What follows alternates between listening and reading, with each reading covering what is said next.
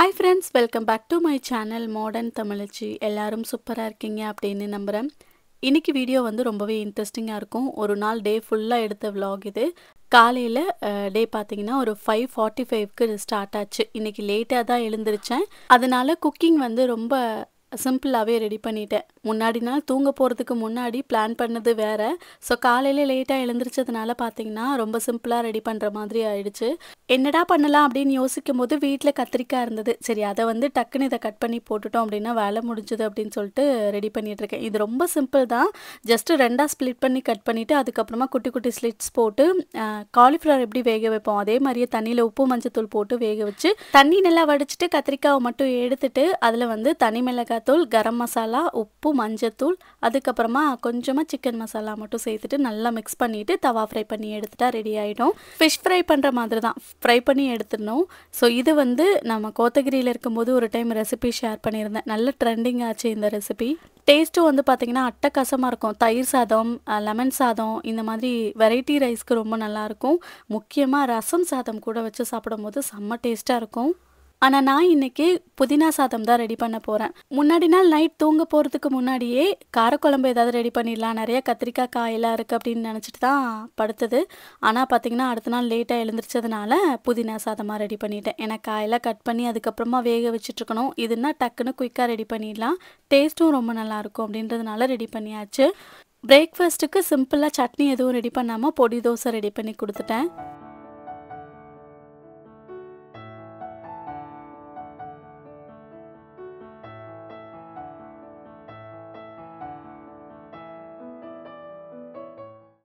புதினா ரைஸ் குயிக்காக ரெடி பண்ணிடலாம். அது ரொம்ப ஈஸியானது தான். ஆல்ரெடி நான் வந்து ஷேர் பண்ணியிருக்கேன் ரெசிபி. ஒன்றும் இல்லை, 2 கை அளவுக்கு புதினா மிக்ஸி ஜாரில் சேர்த்துட்டு ஒரு பச்சை மிளகாய், சீரகம் சேர்த்து நல்லா மையாக அரைச்சி எடுத்துக்கணும். அதுக்கப்புறமா பேனில் தேவையான அளவுக்கு நெய், ஆயில் சேர்த்துட்டு கடுகு, சீரகம், வரமிளகாய், கடலைப்பருப்பு, உளுந்தப்பருப்பு, கருவேப்பிலை இதெல்லாம் சேர்த்து நல்லா பொரிஞ்சதுக்கப்புறமா நம்ம அரைச்சி வச்சுருக்க அந்த புதினா பேஸ்ட்டு சேர்த்து நல்லா ஆயில் பிரிஞ்சு வர அளவுக்கு மிக்ஸ் பண்ணிக்கணும். அதுக்கப்புறமா நம்ம ஆல்ரெடி வேக வச்சுருக்க ஒயிட் ரைஸ் சேர்த்து நல்லா மிக்ஸ் பண்ணி 5 நிமிஷத்துக்கு நல்லா மிக்ஸ் பண்ணிவிட்டு ஃபைனலாக ஒரு டீஸ்பூன் நெய் சேர்த்து நல்லா மிக்ஸ் பண்ணிவிட்டு அடுப்பு ஆஃப் பண்ணிட்டோம் அப்படின்னா சூப்பராக ரெடி ஆயிடும். ட்ரை பண்ணி பாருங்கள்.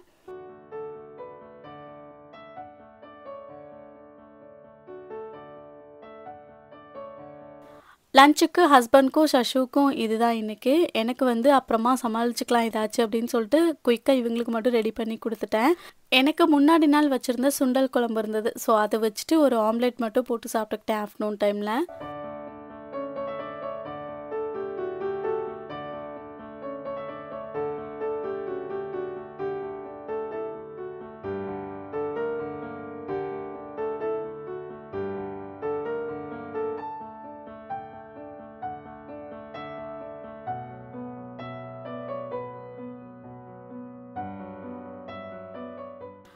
ஒரு வழியாக இவங்க எல்லாரையும் ஸ்கூலுக்கு அனுப்புனதுக்கப்புறமா வீடு ஃபுல்லாக அங்கே இங்கேன்னு துணி எல்லாத்தையும் இழுத்து போட்டு வச்சுருப்பாங்க. இனி இது எல்லாத்தையும் எடுத்து வச்சு க்ளீன் பண்ணுறது என்னோட வேலை. திரிஷன் குட்டி தூங்கிட்டு இருக்கான். அவன் எழுந்திருக்கிறதுக்குள்ளே சீக்கிரமாக எல்லா வேலையுமே முடிச்சாகணும் அப்படின்னு சொல்லிட்டு எடுத்து வச்சிட்ருக்கேன். எப்போவுமே பார்த்தீங்கன்னா ஒரு சவுண்ட் இல்லாமல் மெதுவாக எல்லா வேலையுமே பார்ப்பேன். ஒன்ஸ் நான் வந்து ரெஃப்ரெஷ் ஆகிட்டு வந்துட்டேன் அப்படின்னா கூட ஒன்றும் ப்ராப்ளம் இல்லை. அதுக்கு முன்னாடியே எல்லாத்தையும் எடுத்து வச்சு க்ளீன் பண்ணணும்.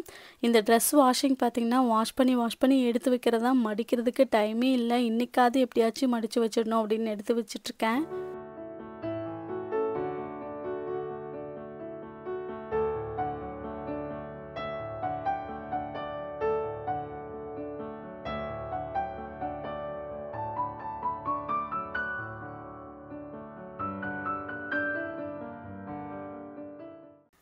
என்ன மாதிரி வீட்டில் 2-3 கிட்ஸ் வச்சுருக்க அம்மாக்களுக்கு தெரியும் ஒரு நாளைக்கு எத்தனை தடவை தான் வீடு பெருக்குது அப்படின்ற மாதிரி. திரிஷன் குட்டி இப்போல்லாம் அப்படி தான் பண்ணுறான்.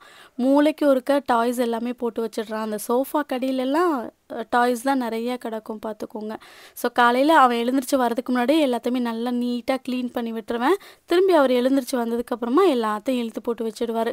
இடையில வந்து நானும் அப்பப்போ வந்து ஒரு ஈர துணி வச்சு தொடச்சி விடுறது தான் வேலை எனக்கு. எவ்வளோ வேலை இருந்தாலும் சரி இடையில வந்து அப்பப்போ க்ளீன் பண்ணி எடுத்து வச்சுட்டே இருக்கணும். சில நேரங்களில் வேலை நிறையா இருக்கிற நேரங்களில் பார்த்தீங்கன்னா சரி போ அப்படின்னு விட்டுட்டோம் அப்படின்னு பார்த்தீங்கன்னா பயங்கரமாக டென்ஷன் ஆகும், கோவமாக வரும். அதுக்கு பயந்துட்டே வந்து அப்பப்போ எல்லாத்தையும் எடுத்து வச்சுட்டு அப்பப்போ தொடச்சி விட்டுட்டே இருக்கிற மாதிரி இருக்கும். ஆனால் அந்த வீடு நீட்டாக இருக்கிறத பார்க்கும்போது ஒரு பாசிட்டிவ் மைண்ட் இருக்கும் எனக்கு. நான் ரெஃப்ரெஷ் ஆகிட்டு வந்ததுக்கப்புறமும் த்ரிஷன் குட்டி எழுந்திருக்கல. சரி ட்ரெஸ்ஸை வாஷிங் போட்டுடலான்னு சொல்லிட்டு அழுக்கு துணி எடுத்துகிட்டு வந்து வாஷிங் போட்டுட்டே மாடியில் போய் செடிக்கு தண்ணி ஊற்றலாம் அப்படின்ட்டு வந்தாச்சு. வாஷிங் மிஷின் ஏன் வெயிலில் வச்சுருக்கீங்கன்னு கேட்டிங்க. வெயில் இல்லை, ஸ்டெப்ஸ் ஏறுறதுலேருந்து மாடிக்கு மொட்டை மாடிக்கு போகிற வரைக்குமே பார்த்தீங்கன்னா நிழல் இருக்கும். மேலே ஷீட் போட்டிருக்காங்க. ஸோ அதனால் அது வந்து கொஞ்சம் நிழலில் தான் இருக்கும், ஒன்றும் ப்ராப்ளம் இல்லை.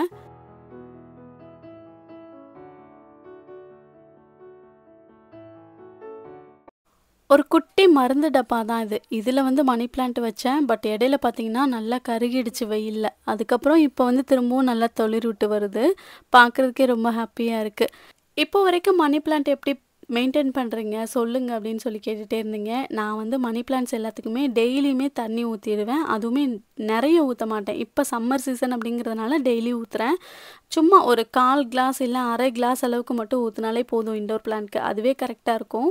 ரொம்ப அதிகம் தண்ணி கொடுத்துட்டோம் அப்படின்னாலும் அழுகி போயிடும் லீவ்ஸ் எல்லாம். இன்னொன்று, இந்த பிளான்ட்ஸ்க்கு வந்து அதிக வெயிலும் இருக்கக்கூடாது, ரொம்ப நிழலும் இருக்கக்கூடாது. மீடியமான ஹீட் இருந்தாலே போதும், அதுக்கே மணி பிளான்ட் நல்லா க்ரோ ஆகும். ஸோ நான் வந்து வெளியில் அந்த பால்கனி மாதிரி இருக்கு இல்லையா, ஸோ அந்த இடத்துலையும் வச்சுட்டு மாடி ஸ்டெப்ஸ்லேயும் வச்சுருக்கேன். அதுவும் பார்த்தீங்கன்னா 2 days ஒன்ஸ் வந்து தண்ணி ஊற்றிட்டுருக்கேன். அதுவுமே நல்ல க்ரோத் இருக்குது. தண்ணி இப்போல்லாம் பார்த்தீங்கன்னா பகல் டைமில் மார்னிங் மோஸ்ட்லி ஊற்ற மாட்டேன். டைம் இருந்தது அப்படின்னா மட்டும் ஸ்ப்ரே பண்ணி விட்டுருவேன். மற்றபடி தண்ணி ஊற்றுறது வந்து டெய்லி நைட்டு மட்டும் ஊற்றி விட்டுருவேன்.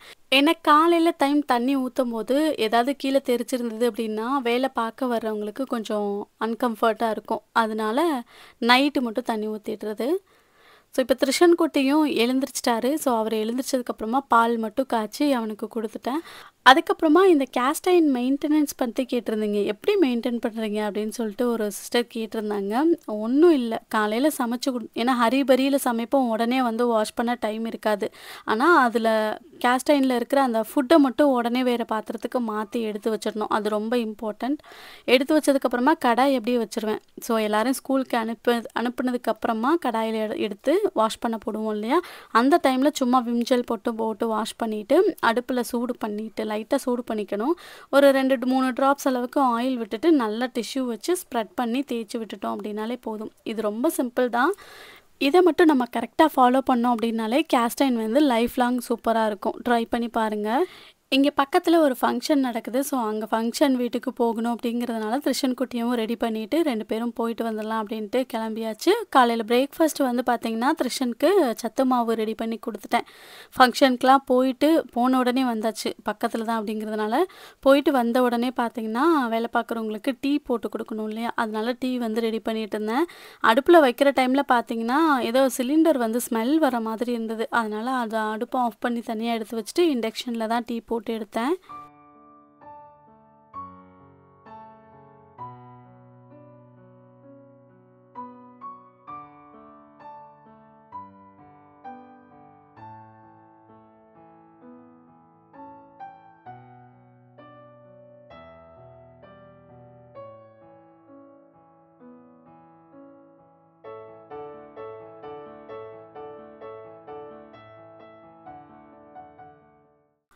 அவங்களுக்கு மட்டும் டீ போட்டு கொடுத்துட்டு எனக்கு வந்து சீரக தண்ணி இருந்தது, அதை லைட்டாக சூடு பண்ணி குடிச்சுக்கிட்டேன்.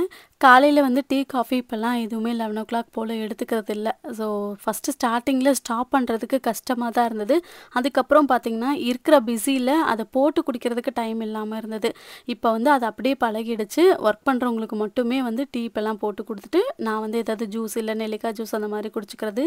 இன்றைக்கி ஜூஸ் போடுற அளவுக்கு டைம் இல்லை. காலையில் சஷுவுக்கு போட்ட மீதியில் கொஞ்சோன்னு இருந்தது முழாம்பழம், அது மட்டும் த்ரிஷன் குட்டிக்கு ஜூஸ் போட்டு ரெடி பண்ணி கொடுத்துட்டு எனக்கு சீரக தண்ணி குடிச்சுக்கிட்டேன்.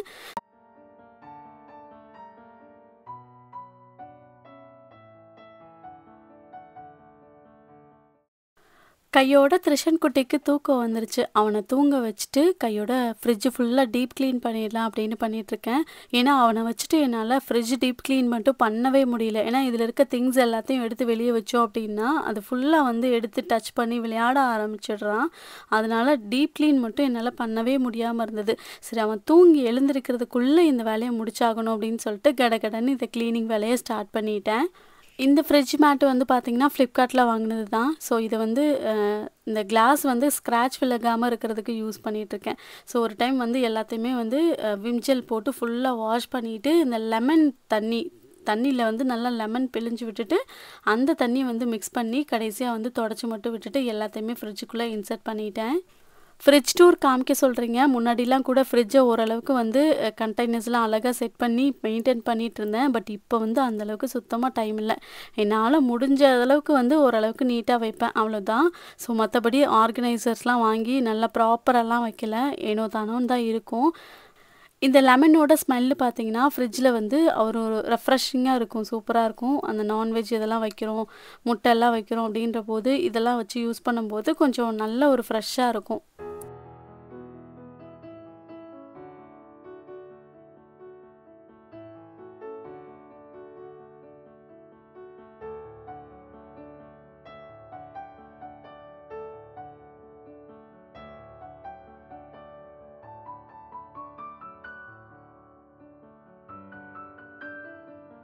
ஃப்ரிட்ஜ் தண்ணி தொட்டு துடைக்கும்போது பார்த்தீங்கன்னா, ஃபுல்லா ஆஃப் பண்ணிட்டேன். இப்போ தான் ஆன் பண்ணியிருக்கேன்.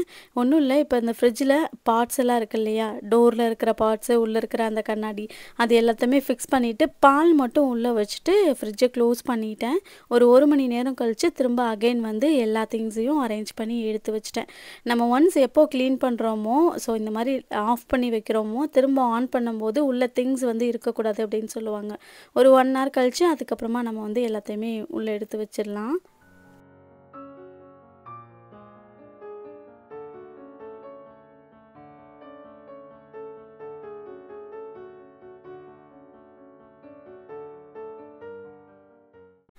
இந்த தக்காளி வச்சிருக்கிற பாக்ஸ் எங்கே வாங்கியிருக்கீங்க அப்படின்னு சொல்லி நிறைய பேர் கேட்டுகிட்டே இருந்தீங்க. எனக்கே சுத்தமாக ஞாபகம் இல்லை. கோத்தகிரியில் இருக்கும் போதே நான் வந்து வச்சுருக்கேன். ஆனால் எப்படி வாங்கினேன் அப்படின்றது ஞாபகம் இல்லை. ஸோ ஒரு டைம் வந்து 2, 3 டைம் வந்து சூப்பர் மார்க்கெட் போய் வாங்கினேன். ஸோ அந்த டைமில் எதுவும் வாங்கியிருப்பேன் அப்படின்னு நினைக்கிறேன். என்கிட்ட வந்து பார்த்தீங்கன்னா, இப்போ பேக்கிங் ஓடிஜி இருக்கிறதுனால பேக்கிங்க்கு தேவைப்படுற திங்ஸ் எல்லாம் வந்து நெறைய சேர்ந்து போயிடுச்சு. அது எல்லாமே வந்து பார்த்தீங்கன்னா, சைட் டோர்ல நெறையா இருக்கிற மாதிரி இருக்கு. வேற ஒண்ணும் இல்ல. அதுக்கப்புறமா வெஜிடபிள்ஸ் வந்து இன்னைக்கு கேரட்டு, பீன்ஸு, பீட்ரூட்டு, அப்புறம் புடலங்காய் இது மட்டும் இருந்தது. அது எல்லாத்தையுமே நீட்டா எடுத்து அந்த பாஸ்கெட்டையும் வந்து உள்ள வச்சு செட் பண்ணிட்டேன். அவ்வளோதான், ஃப்ரிட்ஜ் வந்து கிளீன் பண்ணி முடிச்சாச்சு.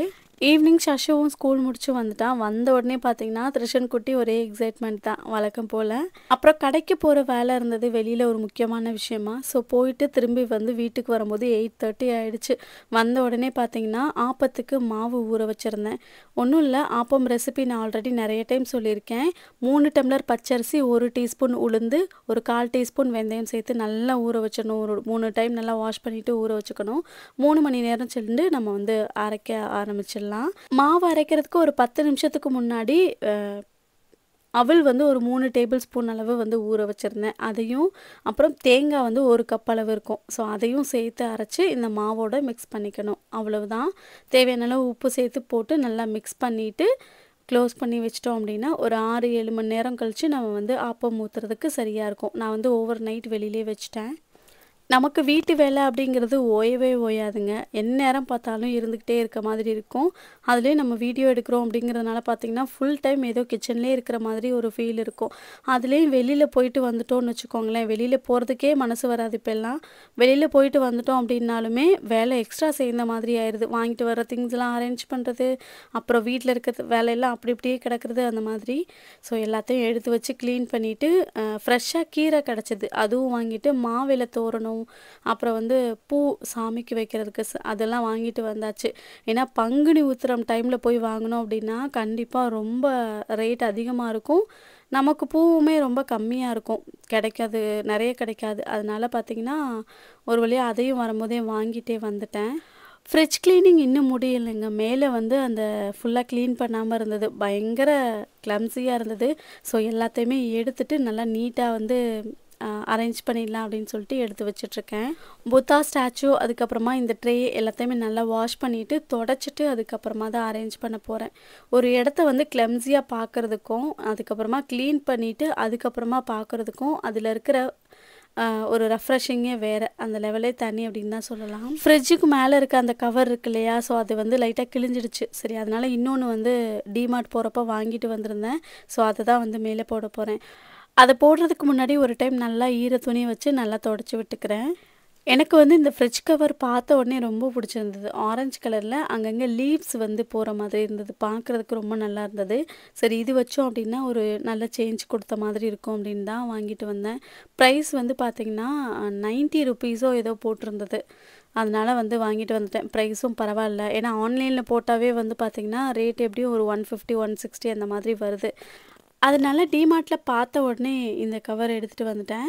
ஸோ இங்கே மேலே பார்த்தீங்கன்னா அரேஞ்ச் பண்ணி வச்சுருக்கேன். கிச்சன் கவுண்டர் டாப்பில் இருக்கிற அந்த ஆர்கனைசரை மேலேயும் ஃப்ரிட்ஜ் மேலே இருக்கிற அந்த உட்டன் ட்ரேவை வந்து அங்கே மிக்ஸி பக்கத்துலேயும் வச்சுருக்கேன். பட் எனக்கு அது ஏதோ செட்டே ஆகாத மாதிரி இருந்தது. அகைன் வந்து எடுத்துகிட்டு மாற்றி வச்சுட்டேன். இப்போ மேலே அரேஞ்ச் பண்ணதுக்கப்புறமா லுக் எப்படி இருக்குன்னு பாருங்கள். முன்னாடி வந்து பார்த்திங்கன்னா மேலே எதுவும் வைக்காதீங்க, ஃப்ரீயாக விடுங்க அப்படின்னு சொல்லியிருந்தீங்க. இப்போ வந்து பார்த்திங்கன்னா வெறும் ட்ரே, அதில் ஒரு Buddha statue, money plant, fish tank, இது 3 மட்டும்தான் வச்சுருக்கேன். அடுத்து எல்லாரும் முக்கியமாக கேட்டது, என்ன மிக்ஸி வாங்கியிருக்கீங்க அப்படின்னு சொல்லி கேட்டிருந்தீங்களா? பிரீத்தி ஜோடியாக் தான் வாங்கியிருந்தது. இது வந்து எப்படி இருக்குது, ரிவ்யூ சொல்லுங்கள் அப்படின்லாம் சொல்லியிருந்தீங்க. என்னை பொறுத்த வரைக்கும் இது நல்லா ஒர்க் ஆகுது அப்படின்னு தான் சொல்லணும். காசுக்கு ஏற்ற தோசைன்னு சொல்லுவாங்க இல்லையா, ஸோ அது மாதிரி தான். இதோட ப்ரைஸ் வந்து டிஸ்கவுண்ட் போக 9000க்கு வந்து வாங்கிட்டு வந்தோம். வாங்கும்போது ஏன் சொல்லலைன்னு பார்த்தீங்கன்னா, இது வந்து எல்லாராலையும் வாங்க முடியாது. ஸோ நான் இதை வீடியோவில் காமிச்சேன் அப்படின்னா அது மற்றவங்களுக்கும் ஆசையை தூண்டுற மாதிரி இருக்கும். அதனால தான் நான் வீடியோவில் காட்டலை. ஆனால் இது என்னோட தேவைக்கு வந்து தேவைப்பட்டுச்சு, அதனால தான் எடுத்தேன். ஆக்சுவலாக முன்னாடியே என்னோட மிக்ஸி போயிடுச்சு அப்படின்னு நான் ஒரு வீடியோவில் சொல்லியிருப்பேன். அதுக்கு பதிலாக வந்து புல்லட் ஜார் வாங்கிட்டு வந்து, அதுவுமே வேஸ்ட் ஆஃப் மணி அப்படின்னு தான் சொல்லணும். 2000 ரூபா போட்டு அது வாங்கி அது சுத்தமாகவே அறப்பட மாட்டேங்குது, சுத்தமாகவே பிடிக்கல. அதனால வந்து ஹஸ்பண்ட் வந்து இந்த டைமும் நான் மிக்ஸி பார்க்கும்போது கொஞ்சம் கம்மி ரேட்டில் தான் பார்த்தேன். அப்புறம் ஹஸ்பண்ட் திட்டி தான் அதுக்கப்புறம் இதை வாங்கிட்டு வந்தேன். ஒரே தான் வந்து காசு போட்டு நல்ல மிக்ஸியாக வாங்கிடு, அதுக்கப்புறம் திரும்ப போய் வாங்காத அப்படின்னு சொல்லிட்டு இருந்தாங்க. அதனால தான் இது வாங்கினது. நீங்கள் ரிவ்யூலாம் நிறைய பார்த்துருப்பீங்க, யூடியூப்பில் போட்டாலே நிறைய வரும். ஸோ நானுமே சர்ச் பண்ணிட்டு தான் இதை வந்து வாங்கினது. பட் அரைக்கிற பர்பஸ் வந்து பார்த்திங்கன்னா ரொம்ப நல்லாவே ஒர்க் ஆகுது அப்படின்னு தான் சொல்லணும். நம்ம மிக்ஸி எடுத்துக்கிட்டோம் அப்படின்னா எதுவுமே வந்து படக்குன்னு அரைச்சிடாமல் ஃபஸ்ட்டு பல்ஸ் மோட் கொடுத்துட்டு அதுக்கப்புறமா வந்து அரைச்சோம் அப்படின்னா நல்லா அரைப்படும். நான் ரீசெண்டாக சாம்பார் பொடி கூட இதில் தான் அரைச்சிருந்தேன், நீங்களே வீடியோவில் பார்த்துருப்பீங்க. இதில் மொத்தம் 4 ஜார் வரும். இந்த குட்டி ஜார், இதுக்கப்புறம் ஒரு மீடியம் சைஸில் ஒரு ஜார் வரும், அப்புறம் பெரிய ஜூஸர் பாக்ஸ் மாதிரி ஒன்று வரும், அப்புறம் ஜூஸர் ஒன்று இருக்குது, அதுக்கப்புறமா ஃபுட் ப்ராசஸரும் இருக்குது. ஸோ மொத்தம் 4 வரும். இதில் எனக்கு ரொம்ப ஹெல்ப்ஃபுல்லாக இருக்கிறது ஃபுட் ப்ராசஸர் தான். ஏன்னா மார்னிங் டைமில் வெஜிடபிள்ஸ் கட் பண்ணுறதுக்கு ரொம்ப ஈஸியாக இருக்குது. போதுமான அளவுக்கு நான் ரிவ்யூ கொடுத்துருக்கேன் அப்படின்னு நினைக்கிறேன். இன்னும் ஏதாவது தேவைப்பட்டுச்சுன்னா சொல்லுங்கள், நான் சொல்கிறேன். ஸோ இன்றைக்கி வீடியோவோட எண்டுக்கு வந்தாச்சு. இன்றைக்கி வீடியோ உங்கள் எல்லாருக்குமே பிடிச்சிருக்கும், ஏதோ ஒரு வகையில் யூஸ்ஃபுல்லாக இருந்திருக்கும் அப்படின்னு நினைக்கிறேன். ஸோ பிடிச்சிருந்ததுன்னா சேனலை மறக்காமல் சப்ஸ்கிரைப் பண்ணிக்கோங்க. தேங்க்ஸ் ஃபார் வாட்சிங்.